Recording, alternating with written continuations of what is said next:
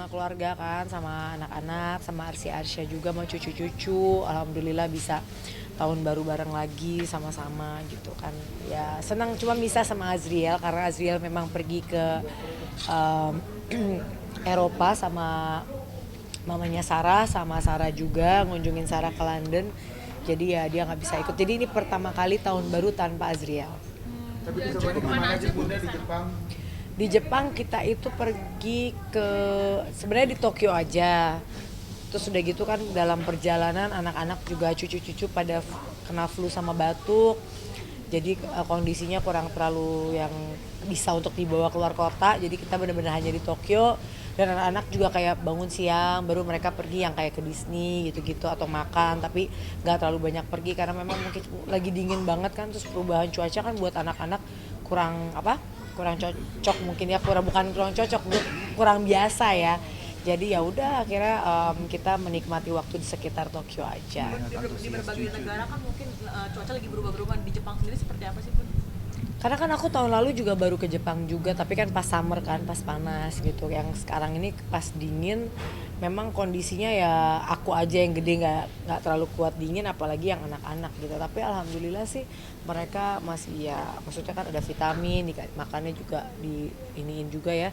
Yang paling penting kan makan, jaga kondisi vitamin dan lain-lain kan, karena memang kondisinya dari yang di sini panas banget terus nyampe ke sana yang benar-benar dingin banget sampai 0 derajat. Kalau malam kadang-kadang nggak minus sih, tapi 0 derajat malam ke pagi, baru pas siangan dia 6 derajat gitu. Jadi anak-anak pasti kondisinya kurang ini, tapi alhamdulillah sih tetap happy aja mereka.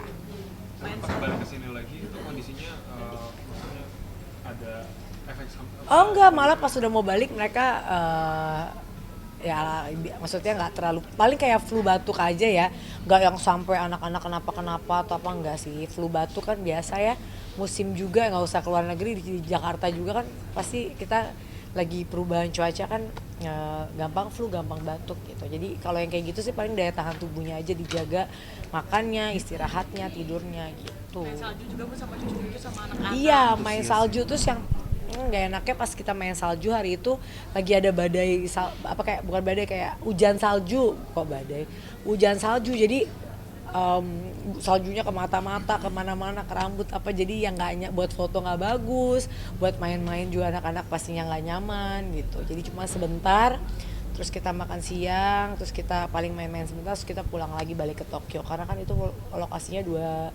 dua jaman dari Tokyo gitu. Ini akhir tahun. Jepang untuk liburan tuh apa? Kalau aku pribadi kan memang negara yang paling lumayan aku datengin tuh Jepang ya, karena mungkin makanan juga cocok, terus nggak terlalu jauh juga, terus mau main salju juga bisa gitu. Jadi terus udah biasa lah ke Jepang, maksudnya udah tahu spot-spot tempat-tempat yang memang mau kita datengin, jadi lebih mudah gitu. Cuma memang kalau kita udah tahu resikonya kalau tahun baru di Jepang itu tidak ada kayak kembang api, nggak ada countdown gitu-gitu, nggak ada. Ada pun tidak di Tokyonya, karena bagi mereka di sana tuh tahun baru kayak lebarannya kita, buat pulang ke kampung, buat kumpul sama keluarga gitu. Tapi entah kenapa tetap banyak aja orang Indonesia yang datang tahun baru di Jepang. Jadi mungkin mereka lebih kayak kumpul-kumpul sama keluarga aja, tapi nggak bisa menikmati yang kayak kalau di Eropa kan ada countdown, ada fire apa, kembang fireworks ada gitu. Jadi kurang ya, suasana tahun barunya tuh rada-rada kayak kalau kita mau menikmati yang tahun baru yang kembang api dan lain-lain, pasti harus perginya bukan ke Jepang. Tapi kalau kita cuma pengen kayak kumpul sama keluarga, makan dan lain-lain, ke Jepang ya oke lah. Ternyata aku bilang udah tuh, tapi nggak digubris lagi, katanya dia mau pulang aja. Yang satu malam aku mau berangkat ke Jepang hari besoknya, sore itu tiba-tiba dia tuh nangis-nangis ke depan di belakang sama Uteng. Kenapa, katanya ya anak saya katanya udah diduga dilakukan kekerasan yang lebih daripada dipegang-pegang. Aku bilang kamu jemput anak kamu sekarang ke sini, nanti kita urus setelah saya pulang dari Jepang, tadinya tuh gitu. Anaknya dibawa ke sini cepet-cepet lah tuh, nggak bisa pulang ke kampungnya karena ada apa bencana itu banjir ya, ada banjir. Jadi anaknya yang ditelepon, aku bilang nggak mau tahu, anak kamu pokoknya kirim pakai apapun ke rumahku sekarang. Jadi ada, untungnya aku kan punya orang yang nyetir aku udah lama dan kampungnya di Sukabumi. Dia minta tolong temennya ngejemput si anak ini sama bapaknya Farhan, datanglah ke rumah aku tuh tengah malam. Paginya aku bangun, kita interogasi dulu kan sendiri, tapi dengan ini ya, maksudnya dengan cara dengan kekeluargaan gitu. Ya dia buka semua ceritanya dan aku tuh dengar cerita itu sampai aku rasanya udah pengen sakit sih, sakit ya, kita kan ibu ya. Dia seumur Arsi menceritakan sesuatu yang seperti tidak ada apa-apa, dan seperti itu kayak kalau kalian tahu ceritanya tuh orang ini lebih dari binatang lah gitu. Sudah 2 tahun kayak begitu. Jadi langsung karena aku mau berangkat kan, posisinya aku bilang, Riz, ke polisi pulang, anak ini urus, pokoknya aku nggak mau tahu dia harus di penjara, anak ini tinggal di Jakarta. Karena tahun baru nggak bisa kan, terus jalan aksesnya nggak bisa dan lain-lain. Jadi anaknya diajak Aris liburan dulu di sini buat jalan-jalan sampai tahun baru. Setelah tahun baru tanggal 2 baru Mas Aris dengan karyawanku yang lain ke sana, lapor ke kepolisian, bikin laporan, dijadiin saksi, gini. Dia sudah mengaku dan sekarang lagi proses hukum. Ya kita ikutin proses hukum yang ada ya. Tapi aku yakin bukan hanya nanti hukuman berat yang aku minta, tapi aku yakin kadang di penjara orang-orang yang melakukan kejahatan seksual predator kayak gini tuh disiksa banget sama orang-orang yang ada di sana. Aku berdoa banget kalau nggak ada. Aku berdoa banget, aku bilang pakai Riz pokoknya segera harus ditahan. Aku mau ke sana belum sempat karena aku baru pulang juga. Jadi insya Allah nanti aku ke sana, karena terima kasih juga buat Kapolres Sukabumi ya. Kapolres Kabupaten Sukabumi karena udah gercep dengan laporan kita, dan sekarang lagi prosesnya lagi berjalan, saksi-saksi, dan mudah-mudahan ya segera. Kita belum dapat info lagi, katanya sih akan segera karena buktinya udah lengkap, akan segera ditahan. Ditangkap Hah? Modusnya ya orang sakit jiwa aja kan gitu kan, orang sakit jiwa aja lebih baik daripada dia. Nah dia udah apa tuh namanya, nggak ngerti lagi. Dia kasih 5.000, terus tahu nggak tempat dia melakukannya tuh di kandang kandang, aduh. Ini yang manusia kayak gini nih emang gak ada tempat. Aduh, ini kan kita di daerah ya, di kota aja udah banyak ya, apalagi di sana. Di sana kayaknya kalau anak-anak itu cerita tuh kayak udah ya memang ini udah nasib gua kayak gini gitu. Anak itu ceritanya tuh bikin kita makin, kan kalau anak ini nangis kita ya, anak ini cerita tuh benar-benar kayak ya mau gimana lagi, saya harus ngomong apa, sakit terus aduh, sampai polwan yang visum aja nangis. Ya Riz ya, polwan yang visum aja, terus dibawa, sebelum divisum ke sana kan aku bawa visum dulu ke rumah sakit Cinere. Aku mau tahu dulu. Yang visum bilang kita nggak bisa visum Bunda, karena harus buat laporan polisi dulu baru visum kayaknya. Nah, jadi kita bawa pulang lagi, baru di Sukabumi di visum. Keterangannya berapa kali Nanti aja itu deh, jangan diceritain sekarang, kamu nggak kuat. Pokoknya biadab lah, mudah-mudahan orang-orang dimanapun kalian berada ya, yang di Indonesia gitu, ada yang kayak begini-begini tuh. Aku lagi bikin juga satu organisasi dengan teman-teman yang akan nanti kita akan bekerja secara masif ke daerah-daerah untuk ngurusin yang kayak gini. Bunda kan menjadi garda terdepan untuk karyawan dan ART sendiri.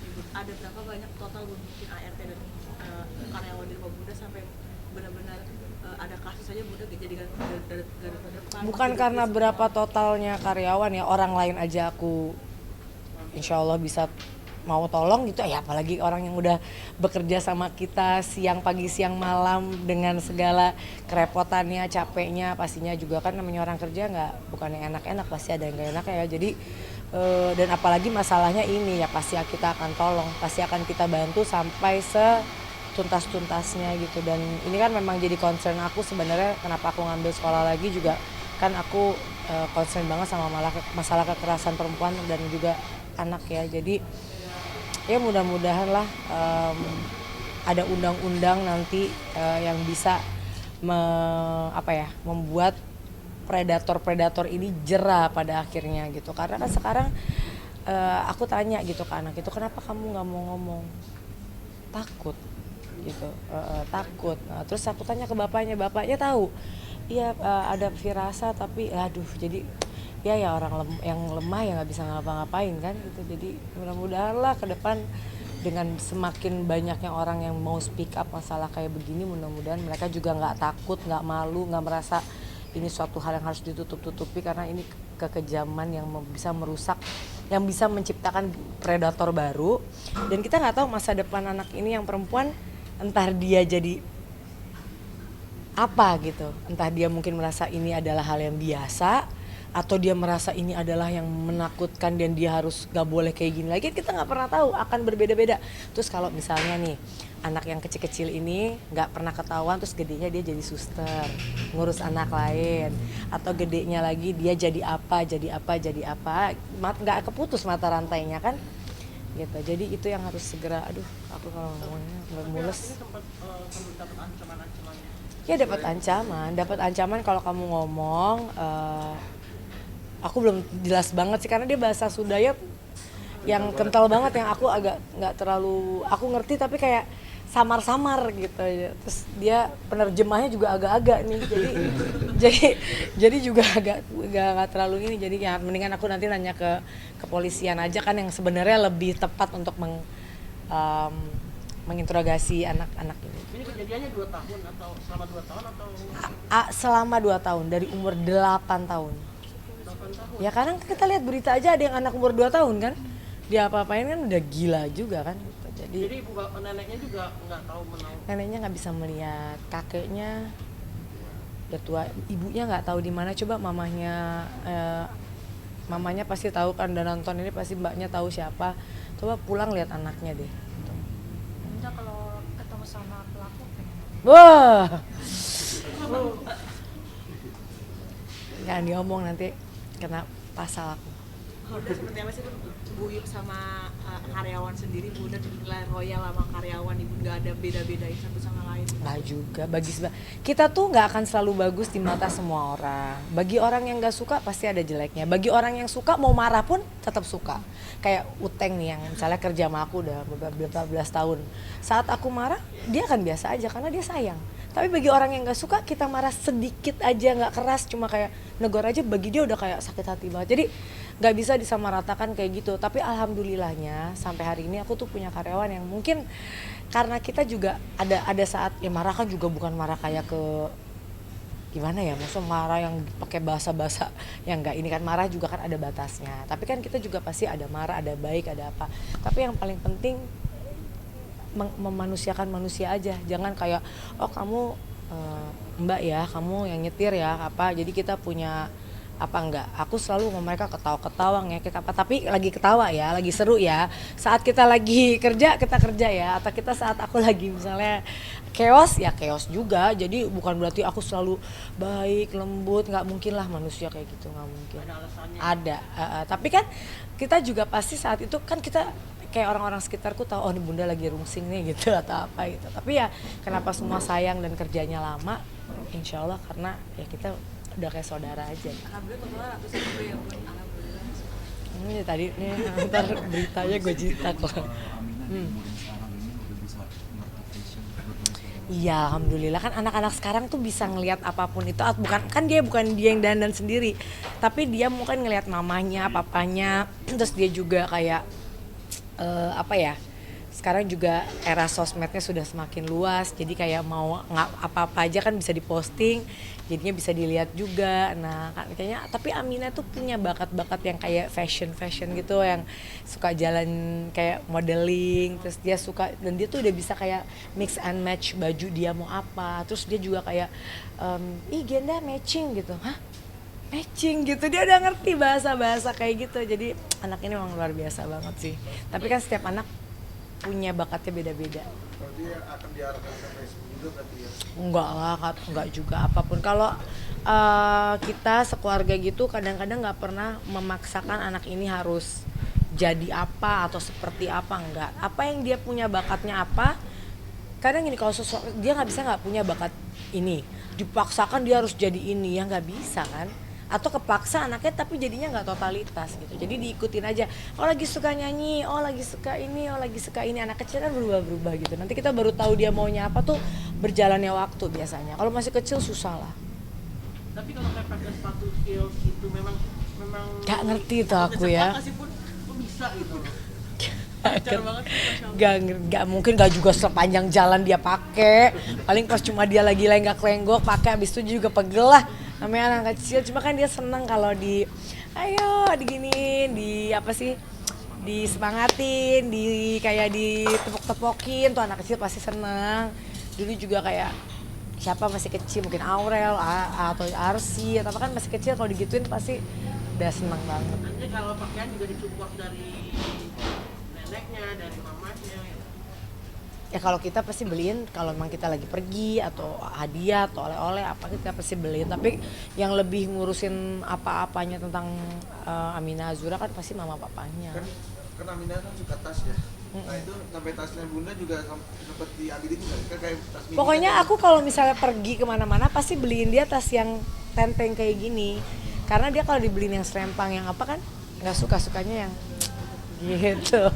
Lucu ya. Kalau Oke. Azura gitu sendiri gimana Azura sama? Kan Aduh, Azura juga beda lagi. kayak bule. Ya semua anak kan punya apa ya?